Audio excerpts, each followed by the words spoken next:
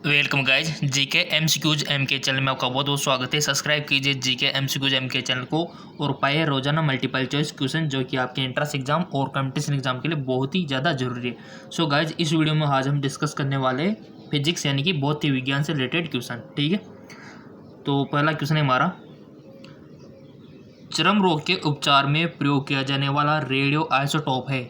जो चर्म रोग होता है, स्किन डिजीज होती है, उनके उपचार के लिए, त्वचा के जो रोग होते हैं उनके उपचार के लिए जो प्रयोग में किया जाने वाला रेडियो आइसोटोप है। रेडियो सीसा, रेडियो कोबाल्ट या फिर रेडियो फास्फोरस या फिर रेडियो आयोडीन। 5 सेकंड का आपके पास टाइम है, ऑप्शन सेलेक्ट कर लेना है आपको। आई होप आपने ऑप्शन सेलेक्ट कर लिया होगा। इसका राइट ऑप्शन हो जाएगा हमारा रेडियो फास्फोरस। ठीक है, रेडियो फास्फोरस होता है जो कि चर्म रोग के उपचार में प्रयोग किया जाता है। ठीक है, चलते आगे की ओर।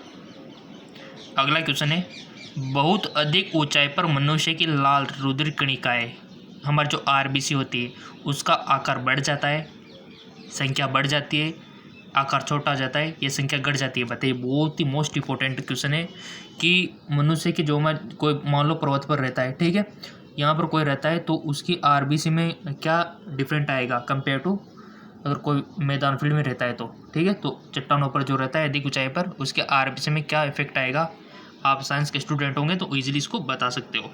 ठीक है, 5 सेकंड का आपके पास टाइम है। आई होप आपने ऑप्शन सिलेक्ट कर लिया होगा। इसका राइट ऑप्शन हो जाएगा कि संख्या बढ़ जाती है। ठीक है, चलते आगे को। ऑक्सीजन की संख्या इसमें दिया हुआ है कि ऑक्सीजन तो कम होगा ऊपर जाएंगे तो। ठीक है, तो इसी कंडीशन में आरबीसी की संख्या बढ़ जाएगी। ठीक है, अगला क्वेश्चन है हमारा, आधुनिक चर्म शोधन उद्योगों में ऐसी कौन सी भारी धातु पाई जाती है जो विषैली होती है। आजकल के जो मॉडर्न चर्म शोधन इंडस्ट्रीज है, उद्योग है, ऐसे में कौन सी धातु पाई जाती है जो विषैली होती है। निकेल, जस्ता, क्रोमियम या फिर सीसा। 5 सेकंड का टाइम है, आपको वन ऑप्शन सेलेक्ट कर लेना है। गाइस, जिससे क्या होती है, इससे प्रैक्टिस अच्छी होती है आपकी। अब आप कोई भी वन ऑप्शन अपने माइंड में सेलेक्ट कर रहे हो, अब इसका आंसर मैं बताऊंगा।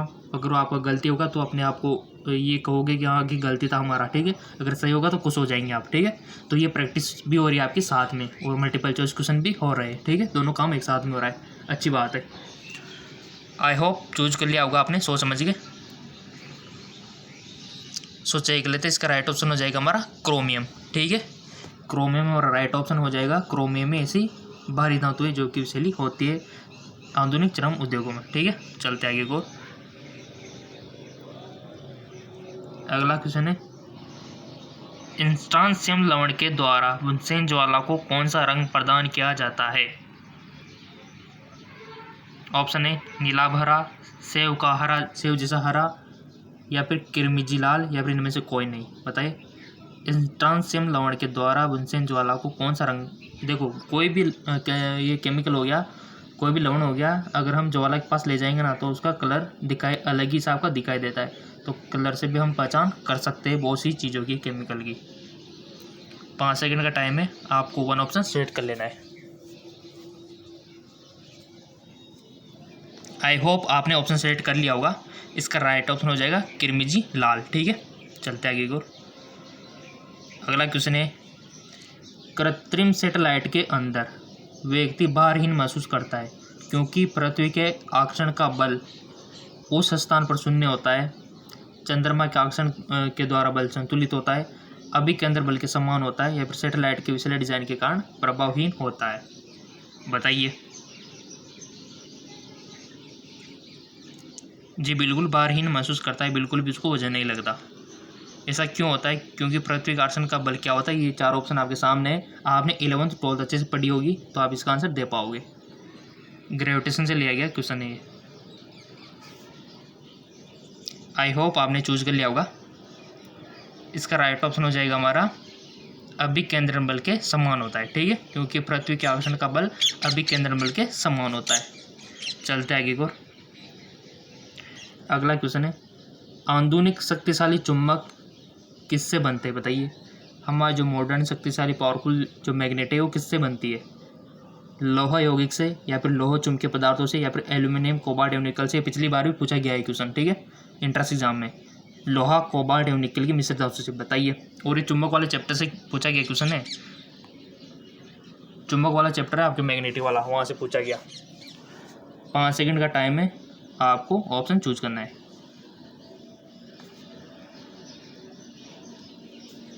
आई होप आपने 1 ऑप्शन सेलेक्ट कर लिया होगा।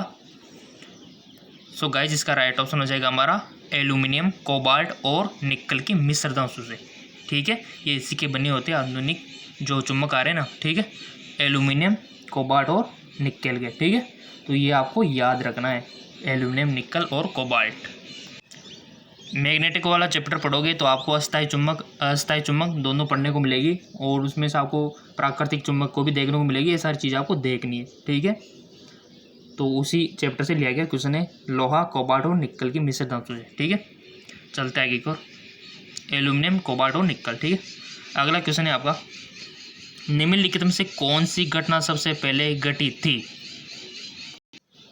आपके सामने 4 ऑप्शन दिए हुए। अल्बर्ट आइंस्टाइन ने सामान्य आपक्षिकता सिद्धांत प्रस्तुत किया, मैक्स प्लैंक ने क्वांटम सिद्धांत का प्रतिपादन किया, या फिर मार्कोनी ने प्रथम बेतार सिंगल भेजा, या फिर मैडम क्यूरी प्रथम महिला नोबेल पुरस्कार विजेता बनी। बताइए इसका राइट ऑप्शन क्या होगा। यानी कि आपको साइंटिस्टों के बारे में, वैज्ञानिकों की नॉलेज होना चाहिए, तब जाके आप इसको सही कर पाओगे। ठीक है, तो साइंस के स्टूडेंट हो तो पता ही है कि कौन सा साइंटिस्ट ने क्या किया और सबसे पहले घटना कब हुई। बताइए, लगाइए दिमाग थोड़ा सा। अगर आपने अच्छे से पढ़ा होगा केमिस्ट्री, फिजिक्स, है ना, तो इजीली दे पाओगे। Albert Einstein, Max Planck, Marconi और मैडम क्यूरी, सबसे पहले कौन सी घटी थी घटना? आई होप आपने सेलेक्ट कर लिया होगा। इसका राइट ऑप्शन हो जाएगा मार्कोनी ने प्रथम बेतार सिंगल भेजा। ठीक है, मार्कोनी ने प्रथम बेतार सिंगल भेजा, ये घटना सबसे पहले घटी थी। ठीक है, उसके बाद ये सब हुआ। उसके बाद ही हमारे अल्बर्ट आइंस्टाइन के सिद्धांत आए। उसके बाद ही मैडम क्यूरी ने प्रथम नोबेल विजेता हासिल की। ठीक है, मैक्स प्लैंक ने क्वांटम सिद्धांत भी बाद में दिया। ठीक है, चलता है एक और मोस्ट इंपोर्टेंट क्वेश्चन है। अगला क्वेश्चन है कि फोटोग्राफी में मुख्य रंग कौन से होते हैं? फोटोग्राफी में मुख्य, मूल रंग, मेन जो कलर होते हैं कौन से होते हैं?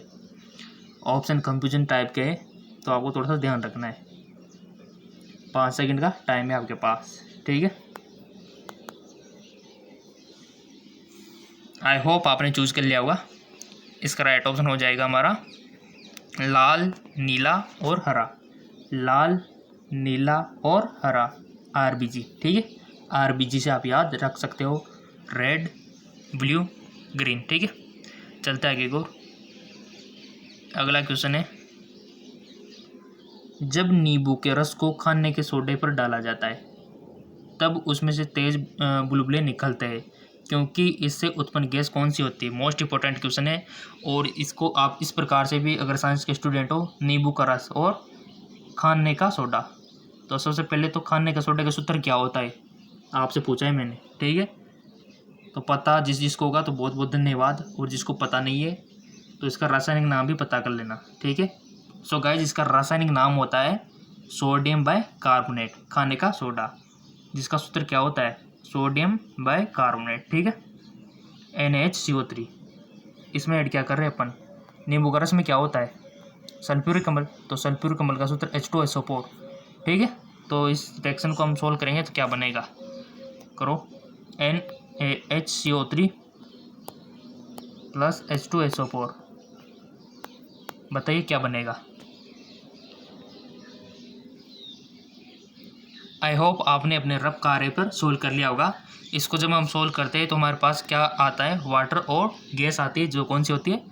CO2 गैस होती है। ठीक है, तो यहाँ पर हमको देखना है कि कौन सी, हम पाते हैं कि उसमें से CO2 गैस और H2O। ठीक है, तो गैस की पूछा है तो CO2 गैस यहाँ से रिलीज होती है। ठीक है, अब CO2 को क्या बोलते हैं? Carbon monoxide. ठीक है, सही है? बिल्कुल गलत है। कार्बन मोनोऑक्साइड ये होता है और कार्बन डाइऑक्साइड ये होता है। थोड़ा सा इसका ध्यान रखना। आप क्या है फ्लो में गलती कर देते हो, बट ऐसा नहीं करना है। वहाँ ऑप्शन में आपके कार्बन मोनोऑक्साइड भी दिया हुआ होगा और बहुत सारे उसको टिक करके आएंगे। ठीक है, तो ये गलती आपको नहीं करनी है। कार्बन मोनोऑक्साइड अलग होती है, कार्बन और ऑक्साइड अलग होती है। ठीक है, मोनो जुड़ गया तो ये आएगा। और आपसे पूछा जाए कि कौन सी गैस निकलती है तो आपको कार्बन डाइऑक्साइड बताना है। ठीक है, CO2। जो कि आग को बुझाने में सहायक है। और बहुत सी जगह आपने देखे होंगे, बैंक में कभी गए हो, इस प्रकार का सिलेंडर, पेट्रोल पंप पे पेट्रोल भराने तो आप गए होंगे बहुत सी बार, तो वहाँ पर भी आपने देखा होगा इस प्रकार की सिलेंडर रखे हुए होते हैं। ठीक है, तो इसमें क्या होता है, इसमें यही होता है, यहाँ पर खाने का सोडा भरा हुआ होता है ना, और ऊपर अम्ल की एक ऐसे करके H2SO4 भरा हुआ आता है। ठीक है, अम्ल भरा हुआ आता है, और ऐसे कांच की ये होती है नली। ठीक है, इसमें से ऊपर प्रेस करने के लिए बटन होता है, जैसे आग लगती है तो हम इसको प्रेस कर देते हैं तो ये नली का क्या हो तो टूट जाती है, ब्रेक डाउन हो जाती है, और सारा अम्ल इसके खाने के सोडे पर ऊपर जा गिरता है। तो ऐसे में रिएक्शन हो जाती है और हमारी CO2 गैस बन के इस नली में हम इसको बाहर निकाल देते हैं और आग बुझ जाती है, सिंपल। ठीक है, तो यही साइंस लगती है वहाँ पर भी। चलते आगे और आई होप आपके समझ में आ गया होगा। चलते, निम्नलिखित में से किस कोटि के फोटो प्रिंट की जीवन अवधि सबसे लंबी होती है, बताइए। पिक्सर वाले रंगीन प्रिंट, पिक्सर के बिना रंगीन प्रिंट, या फिर श्वेत श्याम प्रिंट, या फिर कंप्यूटर विकसित श्वेत श्याम। सिंपल क्वेश्चन है, 5 सेकंड का टाइम है आपके पास। आई होप आपने चूज कर लिया होगा। इसका राइट ऑप्शन हो जाएगा श्वेत श्याम प्रिंट। ठीक है, ओके गाइज, ये हमारे यहाँ तक 10 क्वेश्चन हो चुके हैं। अब चलते हैं नेक्स्ट क्वेश्चन की और। अगला क्वेश्चन है, जिस प्रौद्योगिकी के कारण हरित क्रांति आई उसके मूल अंग है, बताइए। जनशक्ति, यांत्रिक कृषि, फसल प्रतिमान, या फिर सिंचाई, जैव रासायनिक उर्वरक, या फिर विद्युत सिंचाई। जिस श्वेत प्रौद्योगिकी के कारण हरित क्रांति पर ध्यान देना है। देखो, श्वेत क्रांति अलग होती है, हरित क्रांति अलग होती है, नील क्रांति अलग होती है, तो थोड़ा सा ध्यान देना है आपको। 5 सेकंड का टाइम है, ऑप्शन आपको सिलेक्ट करना है। आई होप आपने ऑप्शन सिलेक्ट कर लिया होगा। इसका राइट ऑप्शन हो जाएगा हरित क्रांति का सिंचाई, जैव रासायनिक उर्वरक, और अधिक उत्पादन करने वाले बीजों की किस्म। ठीक है, चलते आगे और। अगला क्वेश्चन है, तांबे की डिस्क में एक छेद है, यदि डिस्क को गर्म किया जाए तो छेद क्या होगा, बताइए। Most important question. तांबे की कोई डिस्क है जिसमें कोई भी छेद है, ठीक है, अगर इसको गर्म किया जाएगा तो छेद का आकार में क्या डिफेक्ट पड़ेगा, क्या इफेक्ट पड़ेगा।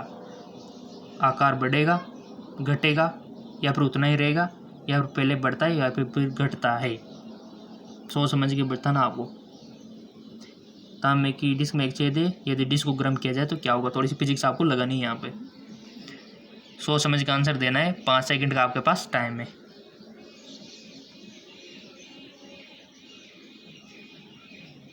आई होप आपने 1 ऑप्शन सिलेक्ट कर लिया होगा। इसका राइट ऑप्शन हो जाएगा हमारा घटता है, सिंपल सी बात है। ठीक है, क्योंकि जो तांबे का डिस्क है और इसमें 4 है, छेद है, तो जैसे इसको गर्म करेंगे तो ये क्या होगा, छेद तो इसमें क्या होगा, उतना ही घटेगा छेद तो। ठीक है, चलते आगे को। बहुत सारे क्या होते हैं इसमें वर्दी लिख देते जबकि ऐसा गलत है, घटता ही है। ठीक है, अब आप बोलेंगे सर वो तो फेल लेना चाहिए ना। जी हाँ, बिल्कुल। देखो, आपके कंफ्यूजन में क्लियर कर देता हूँ। आप सोच रहे होंगे सर इस प्रकार का कोई डिश से बीच में छेद है तो इसको गर्म किया जाए तो ये तो फैलना चाहिए ना, ये तो फैलेगा सर। तो इस हिसाब से तो हमारा जो छेद है इसका, तो इसको तो फैलना चाहिए और इसको बढ़ना चाहिए, ये घट क्यों रहा है। सो गाइज, बिल्कुल आपने सही सोचा, बट इसको जैसे गर्म करेंगे अपन डिश को, तो ये इसमें क्या होगा, फैलाव होगा सभी में, ये बाहर भी फैलेगा और अंदर भी फैलेगा, तो ये दोनों तरफ फैलेगा ना, तो हमारा छेद तो वैसे ही घटेगा। सिंपल सी बात है, थोड़ा सा दिमाग लगाने वाली बात है। ये इधर भी तो फैलेगा ना, ठीक है, तो इस वजह से ऐसा होता है। और इसको अगर ठंडाई में रखा जाए तो इसका अपोजिट हो जाएगा। चलते आगे की ओर। फिजिक्स देखो बहुत इजी सब्जेक्ट है गाइज, इसको बहुत सारे हार्ड समझते हैं, बट ऐसा कुछ भी नहीं है। मोस्ट इंपॉर्टेंट क्वेश्चन, जो कि रेडियो एक्टिव और अर्धवायु से बनता है। रेडियो एक्टिव की परिघटना की खोज किसने की थी। मोस्ट इंपॉर्टेंट क्वेश्चन, जो कि आपके लाइफ टाइम काम आने वाला है। ऑप्शन ए मैडम क्यूरी ने, ऑप्शन बी जे थॉमसन ने, रोएंटजन ने, या फिर बेकरल ने। 1 ऑप्शन आपको सिलेक्ट करना है और वो सही होना चाहिए। देखो, आप साइंस के स्टूडेंट हो।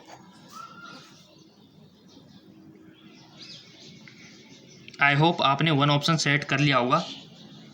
इसका राइट ऑप्शन हो जाएगा हमारा बेकरल ने। ठीक है, अगर पता नहीं तो इसको लिख के रख लो। रेडियो एक्टिविटी की खोज किसने की थी, हमारा जो रेडियो एक्टिव होता है उसकी खोज बेकरल ने की थी। ठीक है, चलते आगे की ओर।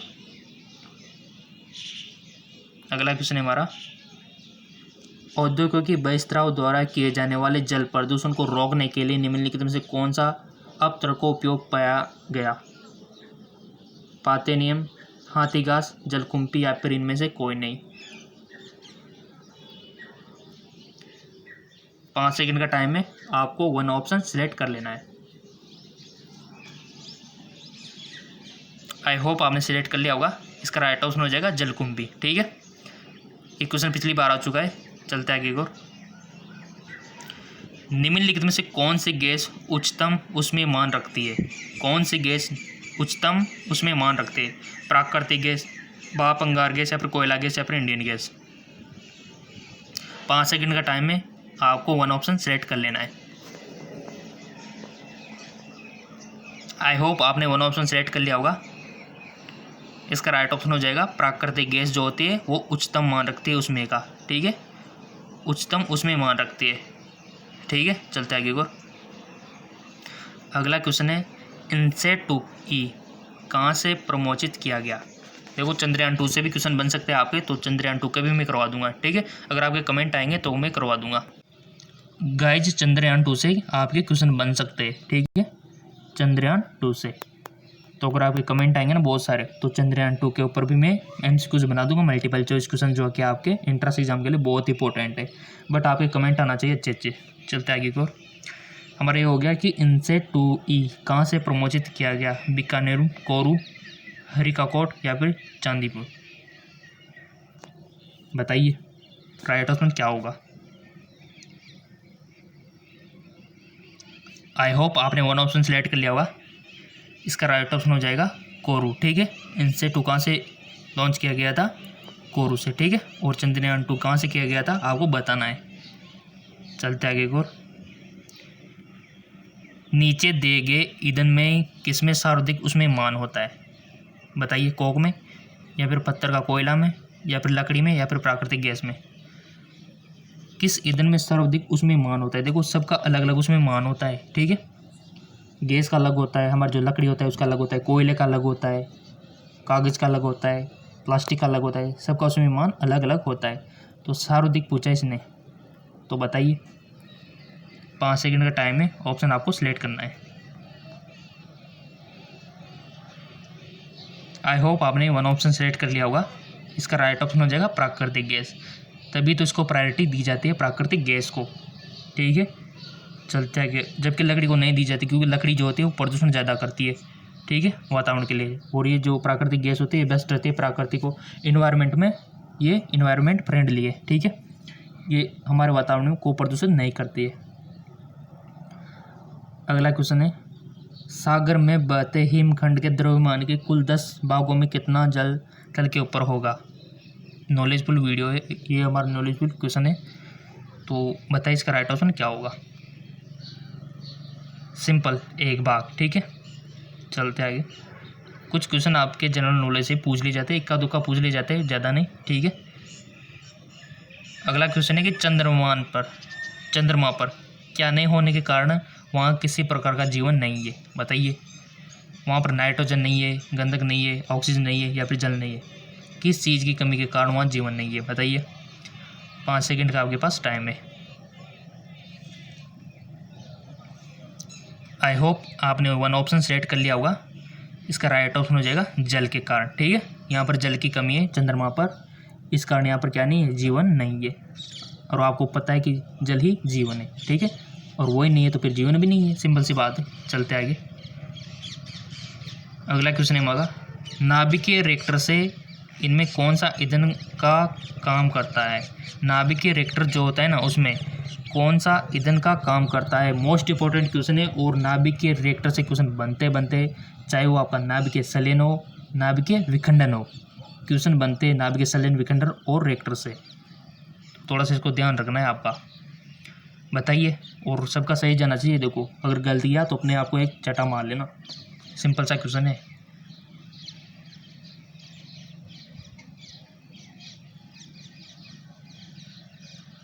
आई होप आपने वन ऑप्शन सिलेक्ट कर लिया होगा।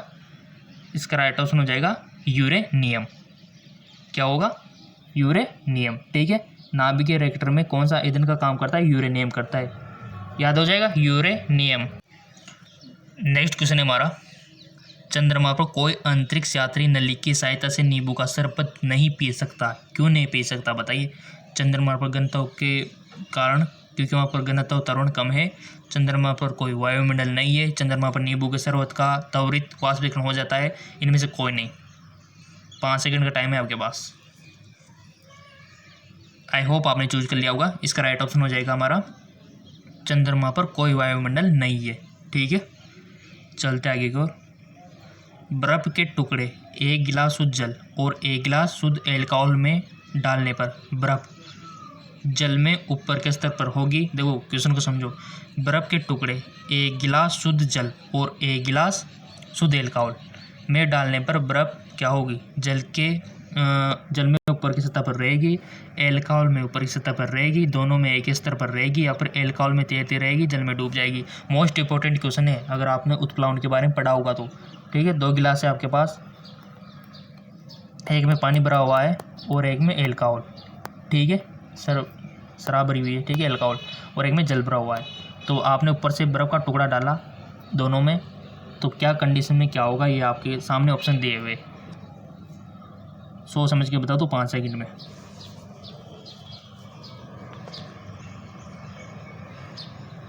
आई होप आपने 1 ऑप्शन सेलेक्ट कर लिया होगा। इसका राइट ऑप्शन हो जाएगा, जल में ऊपर की सतह पर रहेगी। ठीक है, जी हाँ बिल्कुल, जो वाटर होता है ना उसके ऊपरी सतह पर तैरती रहेगी। चलते आगे को। अब आप बोलेंगे सर ये कैसे हुआ, क्यों हुआ। उत्प्लावन बल के बारे में पढ़ा होगा, या फिर आपने घनत्व के बारे में पढ़ा होगा थोड़ा सा भी, तो आप इजीली कर सकोगे इसको दिमाग लगा के। किसका घनत्व कितना कम है, किसका घनत्व कितना ज़्यादा है, ये सब घनत्व के ऊपर ही डिपेंड करता है। यानी कि तैरने का जो खेल है ना, ये घनत्व के ऊपर ही डिपेंड करता है। तभी तो आपने देखा होगा कि हमारी जो कील होती है, लोहे की कील जो होती है वो पानी में डूब जाती है। कितनी सी होती है लोहे की कील, आपने देखी होगी, छोटी सी होती है। जबकि आपने दिमाग नहीं लगाया कि ये नाव जो होता है कैसे तैर जाते हैं। सो गाइस, ये घनत्व का है कमाल है। नाव तैर रही इतनी बड़ी, जिसमें ना जाने कितना वजन है, और एक कील है जो डूब रही है। ये सब घनत्व का है कमाल है, डेंसिटी का। ठीक है, चलते आगे की ओर। चंद्रमा पर आने जाने की यात्रा के दौरान अधिकतम ईंधन खर्च कब होता है, सबसे ज़्यादा ईंधन कब खर्च होता है बताइए। उड़ान भरने के समय, चंद्रमा पर उतरने के समय, या फिर चंद्रमा से उड़ान भरने पर, चंद्रमा के गुरुत्वाकर्षण को पार करने में, या फिर पृथ्वी पर दोबारा प्रवेश करने पर और हल्का फुल्का उतरने पर। 4 ऑप्शन आपके सामने दिए हुए, अच्छे से रीड करना है, उसके बाद आपको आंसर देना है। ठीक है, अच्छे से रीड कर लीजिए कि उड़ान भरने के समय पृथ्वी के गुरुत्व को पार करने में, या फिर चंद्रमा पर उतरने पर चंद्रमा के गुरुत्व को पार करने में, या फिर चंद्रमा से उड़ान भरते समय चंद्रमा के गुरुत्व को पार करने में, या फिर पृथ्वी पर दोबारा प्रवेश करने और हल्का हल्का उतरने पर। बताइए किस टाइम पे अधिकतम ईंधन खर्च होता है, फ्यूल खर्च होती है, स्पेंड होती है, बताइए। आई होप आपने 1 ऑप्शन सेलेक्ट कर लिया होगा। इसका राइट ऑप्शन हो जाएगा, पृथ्वी पर पुनः प्रवेश करने और हल्का उतरते समय। जैसे हम चंद्रमा पर चले गए और वापस आ रहे, तब हम उतरेंगे, उस टाइम पे ज़्यादा खर्च होता है। ठीक है, चलते आगे। अगला क्वेश्चन है, वायुमंडलीय ओजोन की ऊपरी परत निम्नलिखित में से किसकी बनी होती है। वायुमंडलीय ओजोन की ऊपरी परत निम्नलिखित में किसकी बनी हुई होती है। ऑक्सीजन में प्रापैगिक किरणों की, ऑक्सीजन में अणुओं का संयोजन, ऑक्सीजन का उच्च दाब में आना, वायुमंडल में ऑक्सीजन का नाइट्रोजन की क्रिया। बताइए इसका राइट ऑप्शन क्या होगा। आई होप आपने चूज कर लिया होगा। इसका राइट ऑप्शन हो जाएगा, ऑक्सीजन में अणुओं का संयोजन। ठीक है, अगला क्वेश्चन है मोस्ट इंपॉर्टेंट, न्यूक्लियर रिएक्टर में न्यूट्रॉन को किससे अवमंदित किया जाता है, कंट्रोल किया जाता है। मोस्ट इंपॉर्टेंट क्वेश्चन है, पिछली बार पूछा गया है। न्यूक्लियर रिएक्टर से, नाभिकीय विखंडन से, नाभिकीय संलयन से क्वेश्चन बनता है, रेडियो एक्टिविटी से, और यहाँ तक कि अर्धायु से, हाफ लाइफ से। ठीक है, ये क्वेश्चन बनते हैं यहाँ से। बताइए इसका राइट ऑप्शन क्या होगा। न्यूक्लियर रिएक्टर में न्यूट्रॉन को अवमंदित किया जाता है, विखंडन पदार्थ मॉडरेटर किससे अवमंदित किया जाता है, मॉडरेटर्स, या फिर नियंत्रक छड़, या फिर शीतलक प्रसाद। सब कुछ पढ़ा हुआ है आपने नाभिक के चैप्टर में, न्यूक्लियस के चैप्टर में। आई होप आपने सिलेक्ट कर लिया होगा 1 ऑप्शन। हमारा जो राइट ऑप्शन होगा वो होगा मॉडरेटर। ठीक है, न्यूक्लियर रिएक्टर में न्यूट्रॉन को किससे अवमंदित किया जाता है? मॉडरेटर से। ठीक है, याद रह जाएगा मॉडरेटर। चलते आगे, अगला क्वेश्चन है 26। निम्नलिखित में से वह कंपनी कौन सी है जिसने ट्रांजिस्टर रेडियो का आविष्कार किया? Sony, grading, Panasonic, capital, Telstra. बताइए। 5 सेकंड का टाइम दिया जाता है आपको, सोच समझ के आपको वन ऑप्शन सेलेक्ट कर लेना है। आई होप आपने वन ऑप्शन सेलेक्ट कर लिया होगा। देख लेते हैं, इसका राइट ऑप्शन हो जाएगा सोनी। ठीक है, सोनी ने किया था। अगला है हमारा 27। डीजल इंजन में ईंधन को ज्वलित करने के लिए आवश्यक उच्च तापमान किसके द्वारा प्राप्त किया जाता है? बैटरी द्वारा, सिलेंडर द्वारा, बिजली की चिंगारी द्वारा। ये ऑप्शन आपके सामने। एग्जैक्ट ऊष्मा का प्रयोग कर बताइए, इसका राइट ऑप्शन क्या होगा? आई होप आपने वन ऑप्शन सेलेक्ट कर लिया होगा। इसका राइट ऑप्शन हो जाएगा सिलेंडरों में वायु को संपीड़ित करके। ठीक है, अगला है हमारा निम्नलिखित में से कौन सी ग्रीन हाउस गैस है? ग्रीन हाउस गैस बचपन से पढ़ते आ रहे होंगे आप। ऑक्सीजन, नाइट्रोजन, कार्बन डाइऑक्साइड या फिर ओजोन। बताइए कौन सी ग्रीन हाउस गैस है? ये आपके लाइफ टाइम काम आएगा। बहुत से जो जॉब के एग्जाम देते हैं वहाँ पर पूछ लिया जाता है ये ग्रीन हाउस वाला। 5 सेकंड का टाइम है, वन ऑप्शन सेलेक्ट करना है आपको।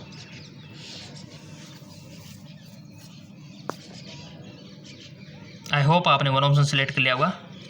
इसका राइट ऑप्शन हो जाएगा कार्बन डाइऑक्साइड, CO2। ठीक है, CO2 जो है ग्रीन हाउस गैस है। ठीक है, इसके साथ में कुछ और भी जो कि आपको याद होनी चाहिए ग्रीन हाउस, ठीक है, गैस के बारे में। अगला क्वेश्चन है कि निम्नलिखित में से किस तत्व की सापेक्ष परमाणु सहती कौन सी है? सहती का मतलब द्रव्यमान। ठीक है, जो परमाणु से बनी है, जिसमें प्रत्येक में 17 प्रोटॉन और 18 न्यूट्रॉन और 17। मोस्ट इंपॉर्टेंट क्वेश्चन, ऐसे क्वेश्चन अक्सर पूछ लिए जाते हैं। यहाँ पर कोई भी चेंजिंग हो सकता है। ठीक है, कुछ इस प्रकार क्वेश्चन बनते हैं कि जिसमें 17 तो प्रोटॉन हो, 18 न्यूट्रॉन हो और 17 इलेक्ट्रॉन हो। यानी कि पीरियोडिक टेबल की नॉलेज पूछ लिया आपसे, बता दो किस में होता है ऐसा।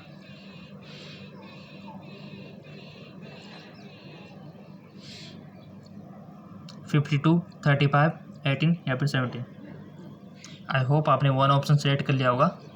निम्नलिखित में से किसी तत्व की सापेक्षित परमाणु सहती कौन सी है जो परमाणु से बनी है, जिसमें प्रत्येक में 17 इलेक्ट्रॉन? सिंपल, इसका राइट ऑप्शन हो जाएगा हमारा 35। ठीक है, 35 हो जाएगा, क्योंकि इसमें कंबाइन क्या करते हैं हम, 17 + 18 34 35 हो गया। ठीक है, ये राइट ऑप्शन हो जाएगा। चलते आगे, नेक्स्ट क्वेश्चन है हमारा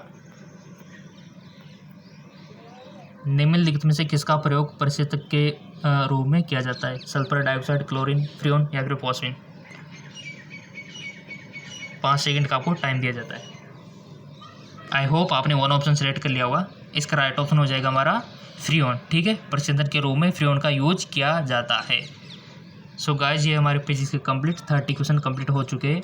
अगर आपको रासायनिक विज्ञान, बायोलॉजी के या फिर आपने प्रीवियस क्वेश्चन अगर ज्वाइनिंग नहीं लिए, आपने नहीं किया, तो डिस्क्रिप्शन में लिंक दिया हुआ है, उनको भी प्लीज़ कर लीजिए, क्योंकि आपका एंट्रेंस एग्जाम बहुत ही नज़दीक आने वाला है। ऐसे में तैयारी की आपको डबल ट्रिपल रिक्वायरमेंट है। तो जाइए, नीचे डिस्क्रिप्शन लिंक दिया हुआ है। केमिस्ट्री के क्वेश्चन है उनको भी सोल्व कर लीजिए, और बायोलॉजी के कुछ क्वेश्चन है उनको भी सोल्व कर लीजिए। अगर आप नए हैं तो नहीं किया होगा आपने शायद। ठीक है, तो डिस्क्रिप्शन लिंक दिया हुआ है, इन सभी का मिस नहीं करना है। देखो, आपको कंटिन्यू रखना है आपको। ठीक है, तो डिस्क्रिप्शन लिंक दिया हुआ है, वहाँ से प्राप्त कर लो उन सभी को, जो कि केमिस्ट्री के भी है और बायोलॉजी के भी है, ताकि आपका एंट्रेंस एग्जाम में अच्छे नंबर आ जाए और अच्छे नंबर से आपको अच्छा कॉलेज मिल जाए। ठीक है, ओके, धन्यवाद। सो गाइज, आपको कोई भी पूछना हो, कोई भी शिकायत हो, कोई भी आपको कमेंट बॉक्स में लिख सकते हो। और रोज़ाना आपको मल्टीपल चॉइस क्वेश्चन मिलते रहेंगे यहाँ पे। ठीक है, रोज़ाना, और आपका एंट्रेंस एग्जाम अवश्य क्रैक होगा। और अच्छे से आप तैयारी करते रहिए, मल्टीपल चॉइस क्वेश्चन करते रहिए। ठीक है, और नीचे डिस्क्रिप्शन में मल्टीपल चॉइस क्वेश्चन और भी दिए हुए हैं, उनको भी कीजिए। डिस्क्रिप्शन में लिंक दिया हुआ है, जाइए।